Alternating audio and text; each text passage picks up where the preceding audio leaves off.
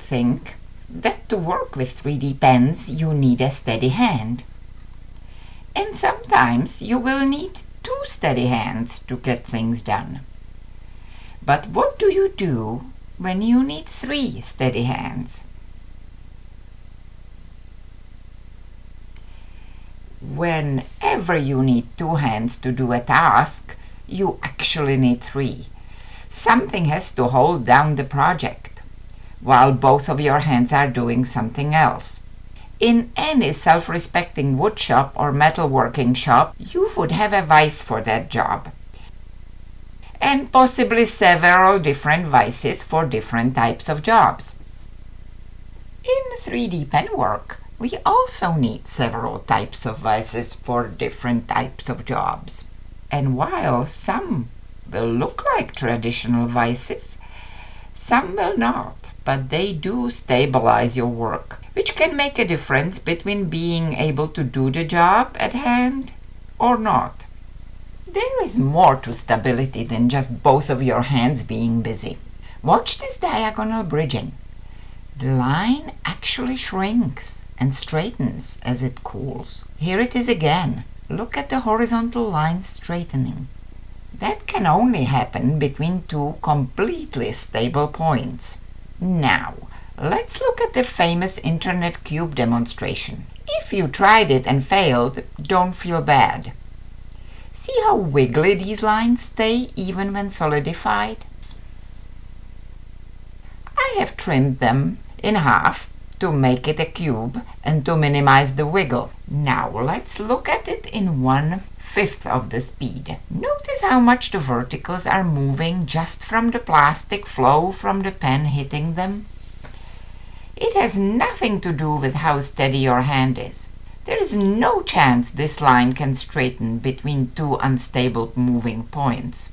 The pull of the shrinking plastic will just bend the connection, and the gravity will do the rest. Look at these sags.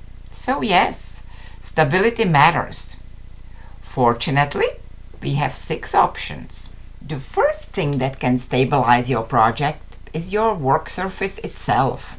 You are, in effect, gluing your project down. And before you even start it, how cool is that? As you may have noticed, the only things that stayed really straight on that cube was the bottom square made directly on the surface. I mostly use plexiglass, sprayed with matte acrylic finish. Untreated plexiglass is normally so adhesive you wouldn't be able to remove the projects at all if you didn't spray it. So spray both sides so you don't accidentally use the wrong side. Alternatively, you can use strong hairspray or even a glue stick. Just make sure the surface is completely dry before you use it. The pen doesn't work on some surfaces at all, and that will be obvious right away.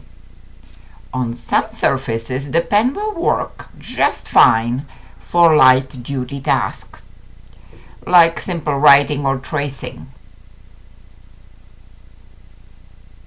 And it will be super simple to remove. However, that's not enough of a hold if you need the surface to secure the project.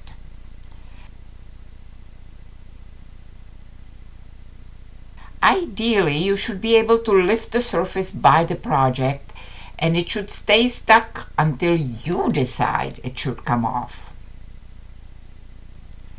This makes tasks like attaching another part of the critter or holding tools in both hands possible. If you accidentally remove it too soon and then you decide you were not quite done, you can reattach it with some what I call service lines. See, passes the lift test. You can even change your mind again and reattach it as many times as you need.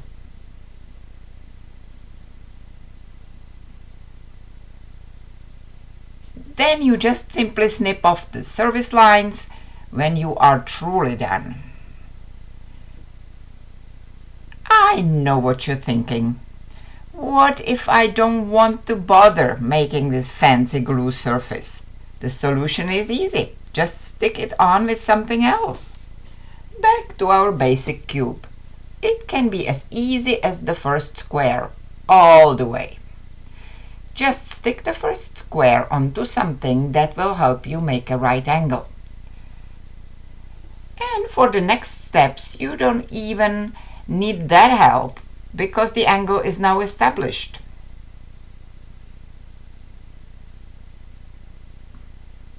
Just keep rotating the shape. You get the idea.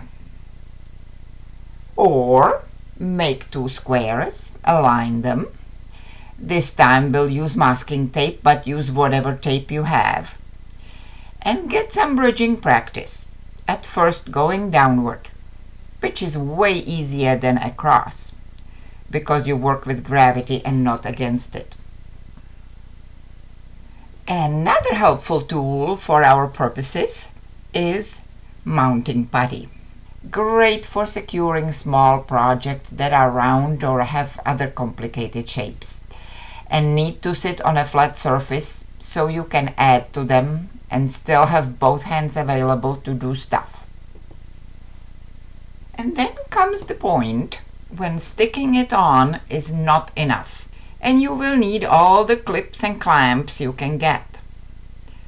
In all the sizes you can get them. Larger clips will sometimes hold small, light projects in place just by their weight.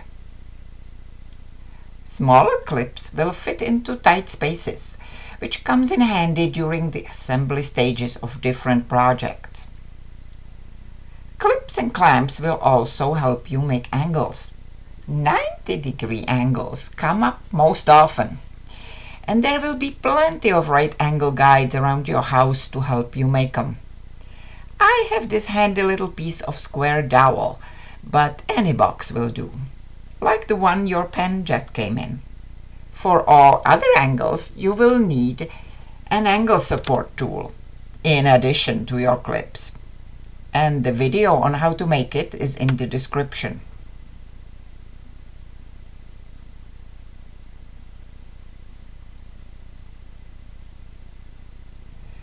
That way you can make any angle the occasion calls for.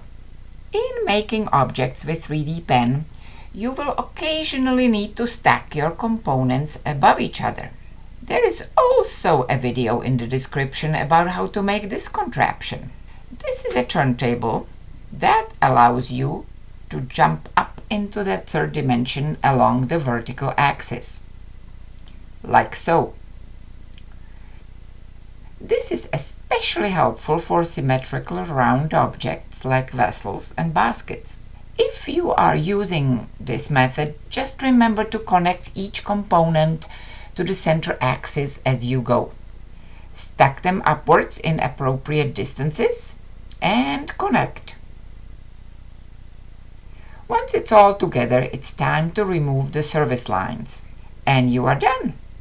Now, what if you are making something that's super delicate and just refuses to be clamped because that may break it? I use a small cork board for this process and those big florist pins. This cork board is heavy enough to just sit on the table, which allows me to rotate it whenever I need to. But you can also clamp it to the edge of your table if needed. And you have your stellated icosahedron. If you don't have a cork board, use a stack of foam core or a sheet of styrofoam. And yes, you may also want to get at least one real vise. I have this one, which is a light-duty hobby vise, and I love how it swivels any which way, but it is a suction vise, and those are somewhat unreliable because the suction doesn't stay suctioned very long. But I only use it for light-duty tasks. You can find similar ones that screw on the table, which will stay put. I use mine on the marble tile which also enables me to rotate it without messing with the setup. And the suction does a reasonable job on the tile. Actually, it is fairly rare that I can just stick the project straight in the vise, but it does happen. Most of the time, I have to secure something else in there first that will hold the project steady without breaking it. What works best usually depends on the size and nature of your project, and it will most likely be some combination of all the previously mentioned methods, like a clip in a vise,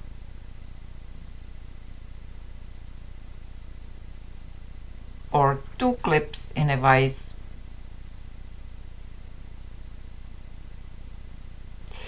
sometimes the vise needs to hold the tool for you rather than the project itself.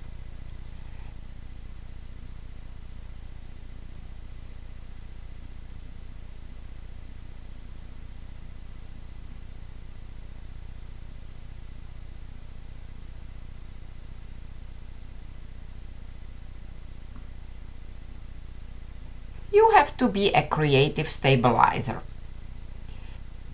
and determine what works as you go, depending on your project and your resources. Just keep going until done, and you get to where you were going.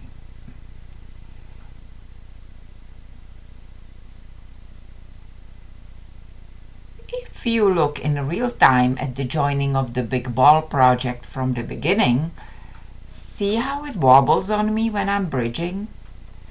It would have saved me a ton of trouble if I just stuck a blob of mounting putty under the center of the bottom half of the ball.